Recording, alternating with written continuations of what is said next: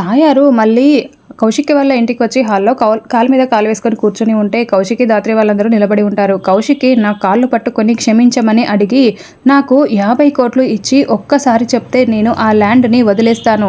నా కాళ్ళు పట్టుకొని ఈ కౌశికి పెద్ద మనిషి సారీ చెప్పి తీరాల్సిందే అని తాయారు చెప్తూ ఉంటుంది.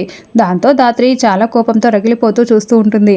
నేను ఒక్క రూపాయి కూడా ఇవ్వను అని కౌశికి చెప్తూ ఉంటుంది.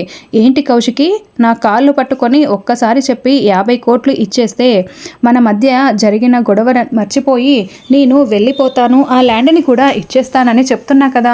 ఏంటి నిషి, నీ కౌశికి ఒక్క రూపాయి కూడా ఇవ్వనని చెప్తుంది. కాంప్రమైజ్ అని చెప్పి నన్ను పిలిపించి మీ ఇంట్లో వాళ్ళతో నన్ను అవమానిస్తున్నావా అని తాయారు అంటూ ఉంటుంది. పంతాలతో కాపురాలే కూల్చుకుంది ఈవిడ, ఇప్పుడు బిజినెస్లన్నీ అని నిషిక మాట్లాడుతూ ఉంటే నిషి అంటూ దాత్రి వెంటనే నిషి చెంప పగలగొడుతుంది. అందరూ చాలా షాకింగ్గా చూస్తూ ఉంటే ఈ నిషికకి చెంప పగలాల్సిందే అన్నట్లుగా కౌశికి సంతోషంగా చూస్తూ ఉంటుంది.